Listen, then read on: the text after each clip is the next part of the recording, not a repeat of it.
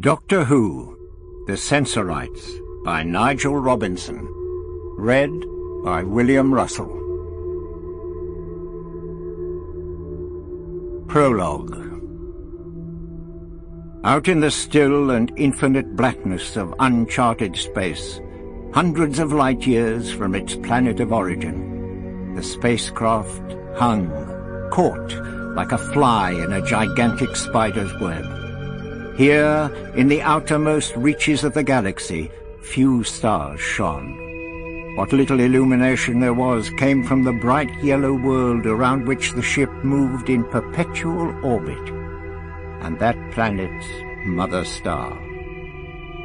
If there had been human eyes to watch, they would have recognized the ship as an interplanetary survey vessel, one of the many sent out from its home planet in the early years of the 28th century to search for new sources of minerals to replace those long since squandered on Earth.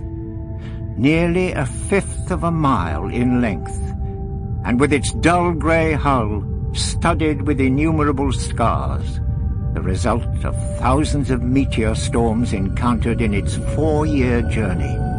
Its survey had been almost complete when it entered this region of the galaxy. And now, here it remained, a ghost-like satellite in the planet's otherwise moonless sky.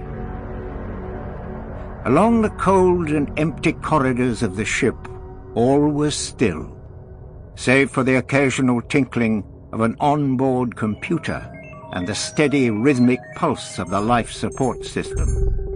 Otherwise, a ghastly silence reigned, as impenetrable as stone, and as quiet as the dark and lonely grave. The crew's quarters, the recreational areas, even the power rooms and laboratories were also empty and shrouded in semi-darkness. All unnecessary power had long since been reduced automatically to a minimum. Where there were no living creatures, there was also no need for light. Upon the flight deck, once the hub of all activity on board the spaceship, the same all-pervasive stillness was supreme. By the navigation and command consoles, their forms half hidden in the baleful light of the scanners, sat two motionless figures, a man and a woman.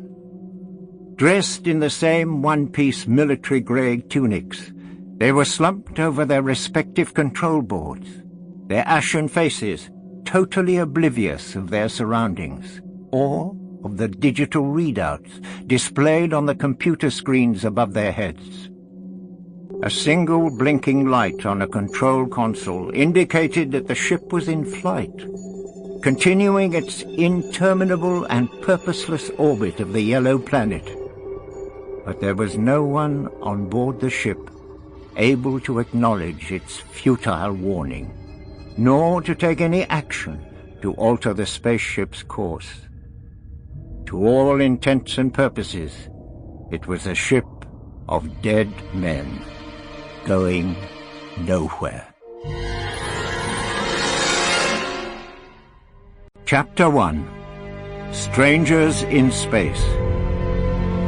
In the dazzling, expansive surroundings of a control room which boasted instruments no one on 28th century Earth could even have dreamed of, the four people around the central control console seemed strangely out of place.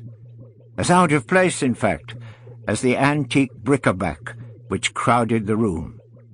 The youngest of the four was a teenager, dressed in the style of clothes common to Earth in the 1960s. No longer a girl, and not yet quite a woman. Her closely cropped hair framed a face of almost Asiatic prettiness, and her dark almond eyes belied an intelligence far beyond her tender years. Her companions were all turned intently towards the flickering instrumentation on one of the 6 control panels of the central console. She, however, looked inquiringly at the puzzled face of the silver-haired old man. Sample complete. Ready to continue?